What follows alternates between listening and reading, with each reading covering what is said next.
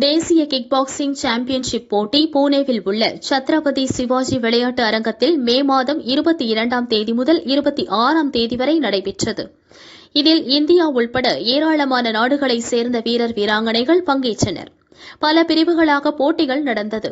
இதில் ராணிப்பேட்டை மாவட்டம் வாலாஜாபேட்டை பகுதியைச் சேர்ந்த அரசு பள்ளியில் பயிலும் 10 வயது பள்ளி மாணவ மாணவியான லட்சிகா மற்றும் ஸ்ரீசபரி ஆகியோர் தங்கப் பதக்கமும் 13 வயது சங்கீதா வெண்கலப் பதக்கமும் வென்று அசத்தியுள்ளனர். பதக்கங்களை வென்று ராணிப்பேட்டைக்கு வந்த வீரர்களுக்கு வாலாஜாபேட்டை யுத்தகலை இன்டர்நேஷனல் சிலம்பம் அகாடமி சார்பில் பயிற்சியாளர் சத்யமூர்த்தி மற்றும் சிலம்பாட்ட வீரர்கள் மாலைகளை அணிவித்தும் தீப ஆரத்தி எடுத்தும் வரவேற்றனர்.